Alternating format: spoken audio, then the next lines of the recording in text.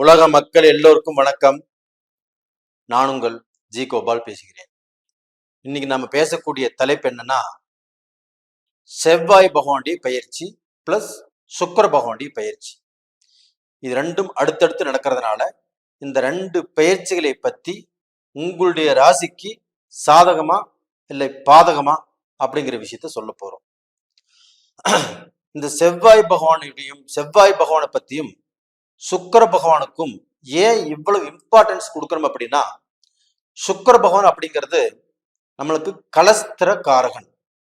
ஒரு திருமணம் நடப்பதற்கு ரொம்ப ரொம்ப முக்கியமான கிரகம் சுக்கிர பகவான் தான். அந்த திருமணம் நடந்து அதுல சந்தோஷமான வாழ்க்கை வாழ்வதற்கும் சுக்கிர பகவான் ரொம்பவுமே முக்கியம். அது போக ஒரு சுகபோக வாழ்க்கை வாழணும், ஒரு ஆடம்பர வாழ்க்கை வாழணும்.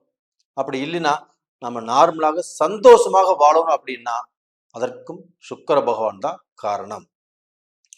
இது போக செவ்வாய் பகவான், இந்த செவ்வாய் பகவான்னாவே கணவரை குறிக்கக்கூடிய கிரகம். அப்ப அந்த கணவரை குறிக்கக்கூடிய கிரகம் ஆகப்பட்டது, அந்த பெயர்ச்சி ஆகப்பட்டது நமக்கு நல்லா இருக்கணும் அல்லவா? அது மட்டும் இல்லைங்க, பூமி சம்பந்தப்பட்ட பிரச்சனை, நம்ம சொத்து வாங்குறோம் இல்ல விற்கிறோம், மனைவி வழி சொத்து, இது எதுவாக இருந்தாலும் அந்த சொத்து நல்ல முறையில் நம்மளுக்கு அமையணும், பிரச்சனை இல்லாம அமையணும். அப்ப அந்த பிரச்சனைகள் இருக்குதா இல்லையான்னு சொல்றது அந்த செவ்வாய் தான். அது மட்டும் இல்ல, தம்பியுடையான் படைக்க அஞ்சான். அப்ப அந்த செவ்வாய் பகவானுடைய அனுகிரகம், இந்த ரத்தம் உடம்புல ஓடக்கூடிய அந்த ரத்தம், அதுதான் அந்த ரத்த சம்பந்தம் அப்படிங்கிறது. அப்ப அந்த ரத்த சம்பந்தத்துடைய அனுகிரகம் நமக்கு நல்லா இருக்குதா இல்லையாங்கிறதா இந்த செவ்வாய் பகவானுடைய பயிற்சி. இந்த ரிஷப ராசிக்காரங்களுக்கு 11ஆம் இடத்துக்கு வர்றாங்க.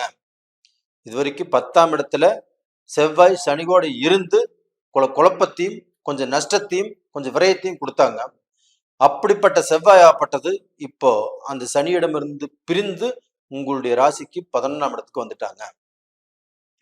அப்ப அந்த 11ஆம் இடத்துக்கு வந்த செவ்வாய் ஆகப்பட்டது, அந்த 11ஆம் இடம் என்பதே லாபஸ்தானம். அப்ப அந்த லாபஸ்தானத்துக்கு செவ்வாய் பகவான் வந்திருக்கிறாரு. அதே சமயத்துல உங்களுடைய ராசி நாதன் சுக்கிர பகவான் உங்க ராசிக்கு 12ஆம் இடத்துக்கு வந்திருக்கிறாரு. அது 12ஆம் இடத்துக்கு வந்து 7ஆம் பார்வையாக துலாம் ராசியை பார்க்கறாங்க, சுக்கிரனுடைய வீட்டையே பார்க்கறாங்க. அப்ப இந்த ரெண்டு அனுகிரகங்களும் ரிஷப ராசிக்காரங்களுக்கு அருமையாக இருக்குது. அப்ப டோட்டலா பாத்தீங்கன்னா இந்த குரோதி வருடமே ரிஷபராசிக்காரங்களுக்கு நல்லா இருக்குது அப்படிங்கிற பதிவு சொல்லியிருக்கிறோம். இந்த வருடத்திலையும் இந்த மாதத்திலையுமே கண்டிப்பாக இந்த செவ்வாய் பகவானுடைய பெயர்ச்சி நல்லா இருக்குது, சுக்கிர பகவானுடைய பெயர்ச்சியுமே நல்லா இருக்குது. இதனால் ரிஷப ராசிக்காரங்கள் நீங்கள் எவ்வளவு கஷ்டம் பட்டிருந்தாலும், எவ்வளவு நஷ்டம் பட்டிருந்தாலும், யாரால் பாதிக்கப்பட்டிருந்தாலும், எப்பேற்பட்ட ரணமான பிரச்சனையில் நீங்க உட்கார்ந்துட்டு இருந்தாலும், உங்க தலை மேல கல்லே விழக்கூடிய சூழ்நிலை இருந்தாலும் அதிலிருந்து விடுதலையாகி தப்பித்து ஒரு நல்ல வாழ்க்கை இந்த சுக்கிர பயிற்சியிலும் இந்த செவ்வாய் பயிற்சியிலும் வாழ போறீங்க. இது உறுதி. என்ன சார் இப்படி சொல்றீங்க? நாங்க ரொம்பவுமே வேதனைப்பட்டு வாழ்ந்துட்டு இருக்கிறோம், ரொம்பவுமே கஷ்டத்துல வாழ்ந்துட்டு இருக்கிறோம், என்ன நடக்குதுன்னே தெரியல, நாங்க எவ்வளவு முயற்சி பண்ணாலும் மேடேற முடியல அப்படின்னு சொல்றவங்களுக்கு இந்த பீரியட் ஒரு சவாலா எடுத்துக்கோங்க.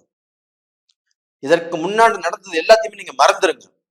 இந்த பீரியடை ஒரு சவாலாக எடுத்து உங்களால வாழ்ந்து காட்ட முடியும், என்னால எந்திரிச்சு துணிஞ்சு நடமாட முடியும் அப்படின்னு ஒரு சவாலா எடுத்துட்டு புறப்படுங்க. கண்டிப்பாக நீங்க ஜெயிப்பீங்க. நீங்கள் ஜெயிப்பது உறுதி. அப்ப டோட்டலா பாத்தீங்கன்னா இந்த செவ்வாய் பகவான் ஆப்பட்டது 11ஆம் இடத்துக்கு வந்திருக்கிறாங்கன்னா, அந்த செவ்வாய் அப்படிங்கிறது என்னன்னா பூமிகாரகன். அப்போ நீங்க பூமி மூலியமாக உங்களுக்கு ஏதாவது பிரச்சனைகள் இருந்தாலும் அந்த பிரச்சனைகள் கண்டிப்பாக மனைவி வழி சொத்தா இருக்கலாம், உங்க பூர்வீக சொத்தா இருக்கலாம், இல்ல நீங்க வாங்கின சொத்தா இருக்கலாம். இந்த வகையில் இருக்கக்கூடிய சொத்துல இருக்கக்கூடிய பிரச்சனைகள் எதுவாக இருந்தாலும் இப்ப தீர்வதற்குண்டான வாய்ப்பு இருக்குது.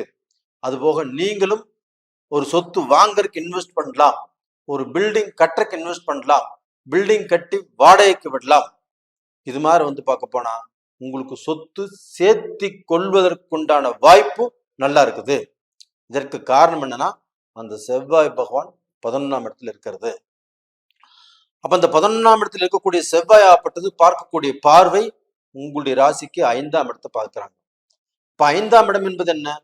நம்மளுடைய முயற்சி, நம்மளுடைய திறமை, நம்மளுடைய அறிவு, இதுக்கு எல்லாமே இப்ப அருமையான வாய்ப்பு கிடைக்கக்கூடிய காலகட்டம். அப்போ அந்த வாய்ப்புங்கிறது ஒரு தொழில நீங்க எதிர்பார்க்கலாம், ஒரு வியாபாரத்தில் எதிர்பார்க்கலாம், ஒரு கான்ட்ராக்ட் கிடைக்கலாம், பெரிய பெரிய விஐபி மூலியமாக நம்மளுக்கு ஏதோ வாய்ப்புகள் கிடைக்கலாம், நம்ம நண்பர்கள் மூலியமாக நம்ம அவங்க ஒரு இடம் காட்டலாம், அதன் மூலியமாக நம்மளுக்கு வந்து ஒரு அந்த இடம் நம்மளுக்கு ரொம்ப கிரிப்பா இருக்கும். இது மாதிரி வந்து நம்மளை சுத்தியும் நம்மளுக்கு வாய்ப்புகள் நம்மளை தேடி வரும்.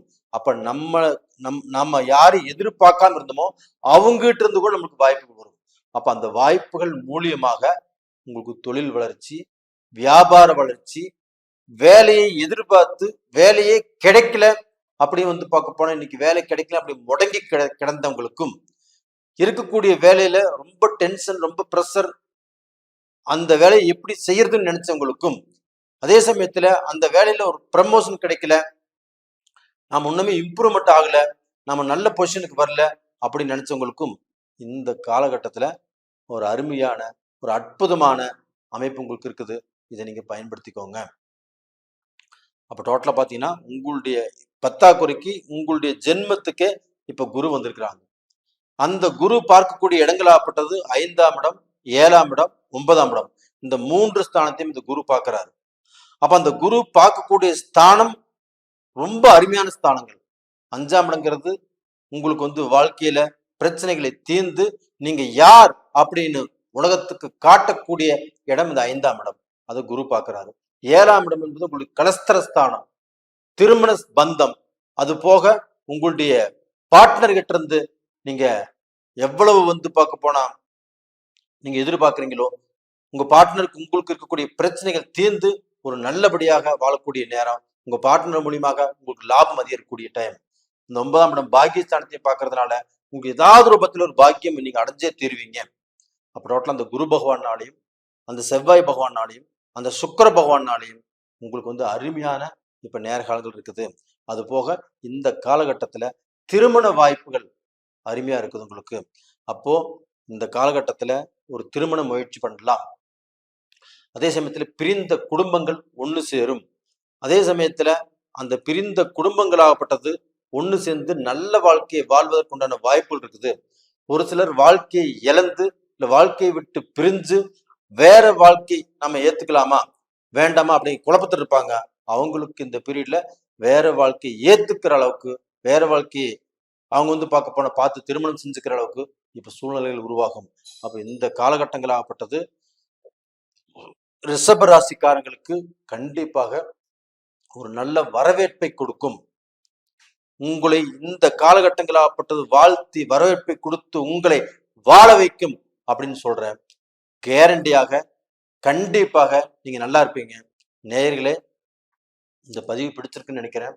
பிடிச்சிருந்துச்சுன்னா லைக் பண்ணுங்க, சப்ஸ்கிரைப் பண்ணுங்க, ஆல் அப்படிங்கிற பெல் பட்டனை ப்ரெஸ் பண்ணிக்கோங்க. நீங்க வணங்க வேண்டிய தெய்வம் இப்ப என்னன்னா இந்த முருகப்பெருமானை, திருச்செந்தூர் முருகரை, இல்லைன்னா உங்க ஊர்ல இருக்கக்கூடிய அந்த முருகப்பெருமானை நீங்க வணங்கி வாங்க. கண்டிப்பா நல்லா இருப்பீங்க. அதற்கு முன்னாண்ட உங்களுடைய ஜென்ம ஜாதகத்துல நடக்கக்கூடிய தசா புத்தியில ஒரு முறை பார்த்துக்கோங்க. அதை பார்த்துட்டு அடுத்த ஸ்டெப் எடுத்து வைங்க. நல்லதா கெட்டதா தெரிஞ்சுக்கிட்டு நீங்க அடுத்த ஸ்டெப் எடுத்து வச்சா நல்லா இருப்பீங்க.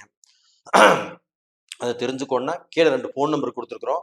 கான்டாக்ட் பண்ணுங்க, வாட்ஸ்அப் பண்ணுங்க. உங்களிடமிருந்து விடைபெறுவது உங்களின் கோபால்ஜி. நன்றி, வணக்கம்.